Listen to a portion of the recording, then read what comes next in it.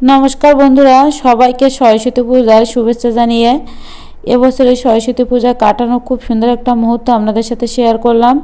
সকাল সকাল রেডি হয়ে মিথিলা আর আমি পূজায় চলে আসছিলাম। তবে মিথিলা বাবু কিন্তু অফিসে ছিল, যাই হোক কাজের চাপ ছিল, বলছিল আসবে না, কিন্তু শেষ মুহূর্তে মিথিলা বাবু আসছিল পূজায়। মনে করছিলাম যে পূজা হয়তো হয়ে গেছে, কিন্তু এসে দেখি পূজা এখনও হচ্ছে। যাই হোক ভালো লাগলো পূজায় আসতে পেরে। গত বছরে তো বাড়িতে পূজা কাটিয়েছিলাম পরিবারের সবার সাথে, বাবা মা ভাই বোন সবার সাথে পূজা কাটিয়েছিলাম, শুধু মিথিলা বাবু ছিল না।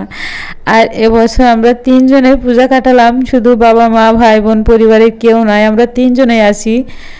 যাই হোক যে বছর যেভাবে কাটবে সেভাবে কাটাতে হবে। তবে পূজায় খুব আনন্দ করলো আমাদের মিথিলা। পূজা আসবে বলে আমাকে পাগল করে দিচ্ছিল সকাল থেকে, মা পূজায় যাব পূজায় যাব কয়দিন ধরে।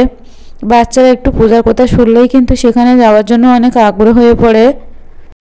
বিশেষ করে ছোটোবেলায় আমরাও তো এমন করতাম, পূজার কথা শুনলে চারিদিকে উৎসব উৎসব মনে হতো, কেমন আনন্দ মনে হতো। কিন্তু পূজা হয়ে গেলে তখন আবার কিছু সময় আনন্দটা থাকতো, তারপরে আবার নীরব হয়ে যেত। অনেক আত্মীয় স্বজন আসতো, অনেক আনন্দ হতো। আত্মীয় স্বজন বলতে আমার পিসিমারাই আসতো, পাশে বাসা পিসিমারা আসতো, সবার সাথে একসাথে অনেক আনন্দ করতাম। সেই দিনগুলো আসলে অনেক বেশি মিস করি। আর এখন বিয়ে হয়ে গেছে, কোথায় এসে আসি, আসলে অনেকের সাথে দেখা হয় না এখন আর। বাপের বাড়িতে পূজায় গেলে সবার সাথে দেখা হয়, তবে সবাইকে অনেক বেশি মিস করি। তবে সরস্বতী পুজোর সময় আমরা অনেক মেয়েরা একসাথে পূজা দেখতে যেতাম দল বেঁধে, খুব বেশি আনন্দ করতাম। সেই দিনগুলো অনেক বেশি মিস করি। বিয়ে হয়ে গেছে, এখন যে যার সংসার নিয়েই ব্যস্ত, কেউ কারোর সাথে দেখা হয় না। আর আমি যে এত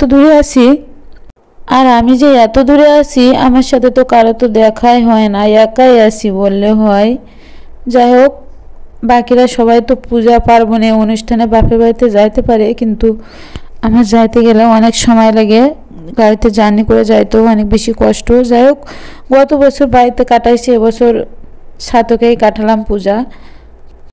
এবার কিন্তু এখানে সবাই অঞ্জলি দেওয়ার জন্য রেডি হয়ে পড়ছে। অঞ্জলি দেওয়ার পরে আমরা প্রসাদ নিয়ে বাসায় চলে গিয়েছিলাম। তবে আর একটা পূজায়ও গিয়েছিলাম, সেটা শেয়ার করতে পারিনি। যাই হোক আজকের ভিডিওটা কেমন লাগলো কমেন্ট করে জানিয়ে যেতে ভুলবেন না। পূজা মানেই আনন্দ, বিশেষ করে বাচ্চাদের বেশি আনন্দ, বাচ্চারাই কিন্তু পূজায় বেশি আনন্দ করে। মিথিলা তো পূজা থেকে বাসায় যেতে চাচ্ছিল না, জোর করে বাসায় নিয়ে গিয়েছিলাম। যাই হোক আজকে ভিডিওটা এখানেই শেষ করছি, ফিরে আসবো নেক্সট কোনো ব্লগ ভিডিও নিয়ে। ততক্ষণ পর্যন্ত সবাই ভালো থাকবেন, সুস্থ থাকবেন। নমস্কার, টাটা, বাই বাই।